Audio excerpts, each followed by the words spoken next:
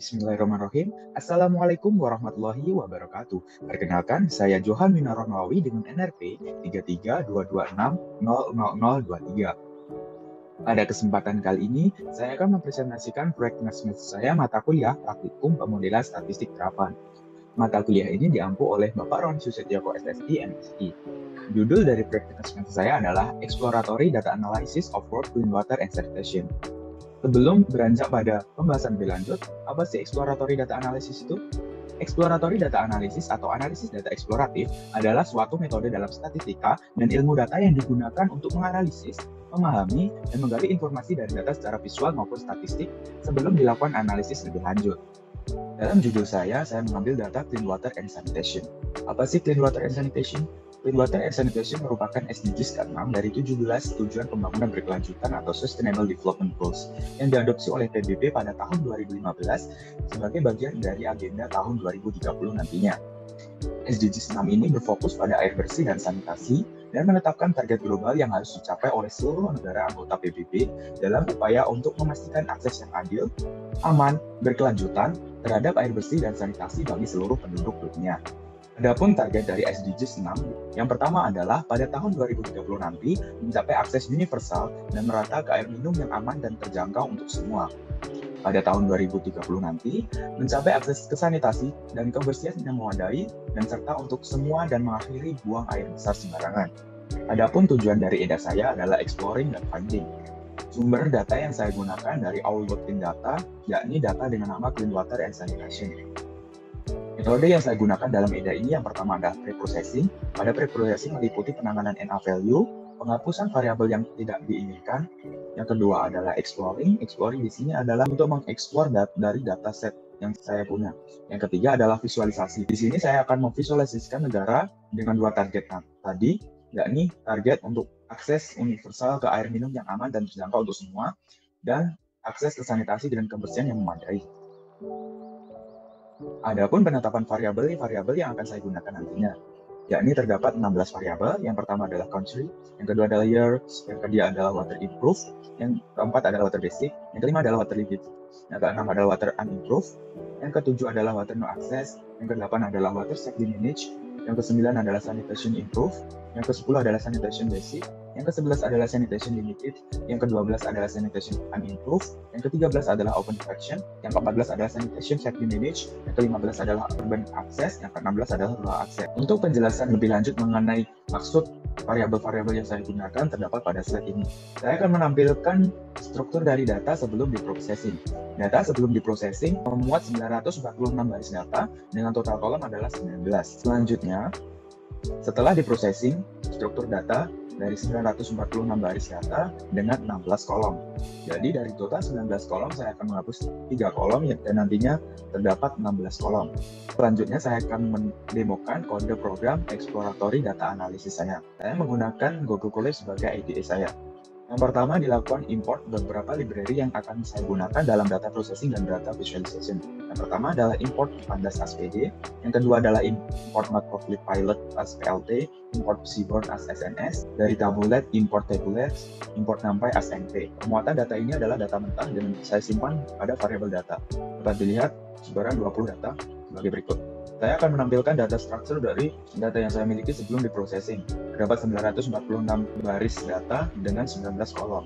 Saya menampilkan missing value dari data yang saya punya, di mana invoicing limited, invoicing no facility, and invoicing basic lebih dari 50% untuk missing value-nya. Untuk penanganan missing value yang di atas 50%, saya akan menghapus variabel tersebut, karena menurut saya variabel tersebut kurang penting. Lakukan visualisasi dari missing value setelah menghapus 3 variabel tersebut, yakni variabel sanitation safety managed memiliki presentasi missing value yang sangat tinggi, lebih dari 40%. Karena variabel sanitation safety managed merupakan variabel yang sangat penting, saya akan melakukan penanganan missing values tersebut dengan mengisinya menggunakan nilai rata-rata dari atribut tersebut. Selanjutnya, saya akan menyimpan data baru yang dimana missing value yang sudah diisi dengan rata-rata pada direktori saya dengan nama data baru water and sanitation. Membuat data baru dengan nama data 2. Untuk persembarannya seperti berikut. Untuk deskripsi dari data seperti berikut.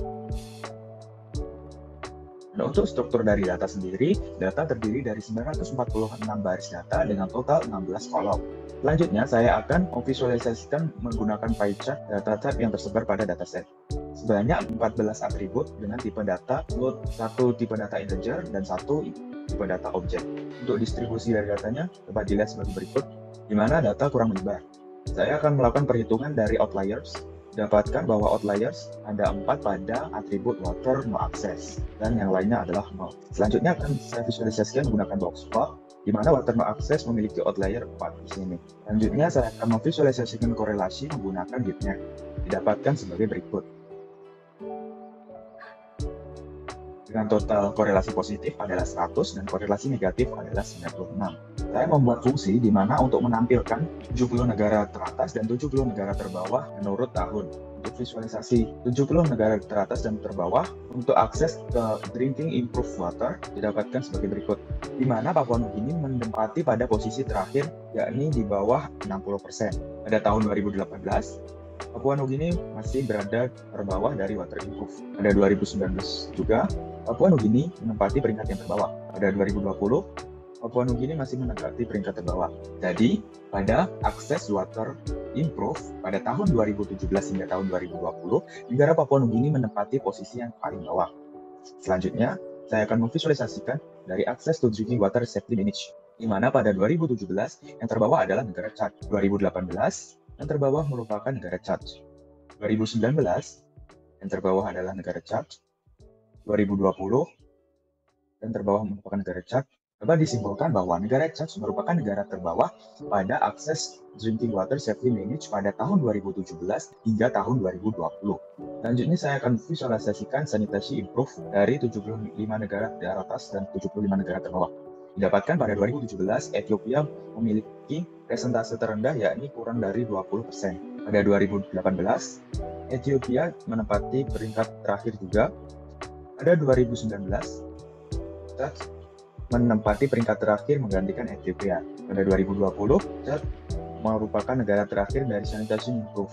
Selanjutnya, saya akan memvisualisasikan dari sanitation safety manage, di mana negara Ethiopia merupakan negara dengan peringkat terakhir dari Sanitary Safety Manage pada tahun 2017. Pada tahun 2018, negara terakhir adalah Tuvalu. Pada 2019, negara terakhir merupakan Ethiopia.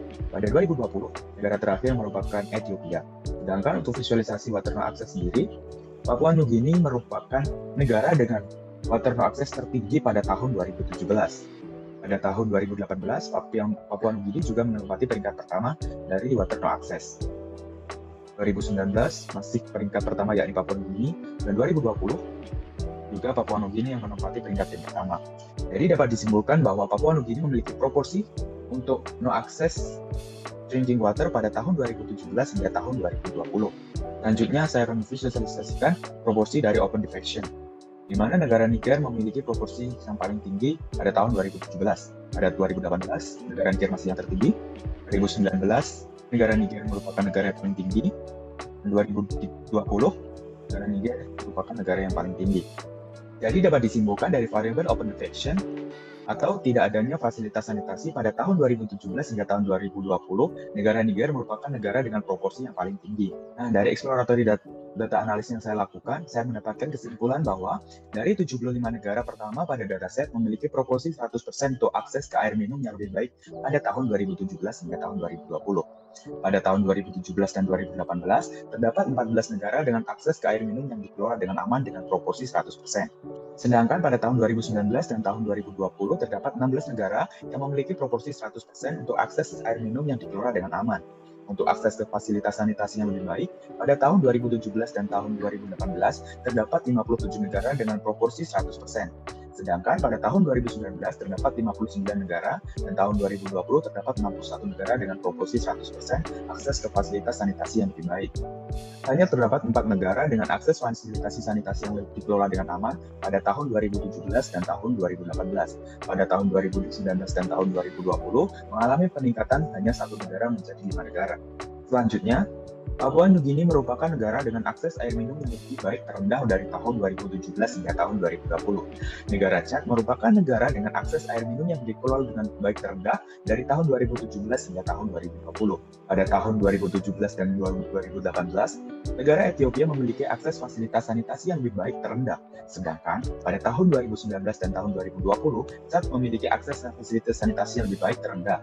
Negara Ethiopia, negara dengan akses ke fasilitas sanitasi yang dikelola dengan aman terendah pada tahun 2017, 2019, dan 2020. Sedangkan pada tahun 2018 diduduki oleh negara Tuvalu. Negara Papua Nugini menjadi negara dengan tidak adanya akses ke air minum tertinggi pada tahun 2017 hingga tahun 2020. Negara Niger menjadi negara yang menduduki peringkat pertama tidak adanya fasilitas sanitasi atau buang air besar dengan sembarangan pada tahun 2017 hingga tahun 2020. Nah, itu adalah penjelasan proyek tengah semester saya, Exploratory Data Analysis. Dapat disimpulkan bahwa dari Exploratory Data Analysis ini, kita dapat melihat di mana negara yang memiliki sanitasi yang paling rendah, memiliki akses ke air minum yang paling rendah, dan yang paling tinggi. Sekian dari saya, apabila ada kurang lebihnya mohon maaf. Assalamualaikum warahmatullahi wabarakatuh.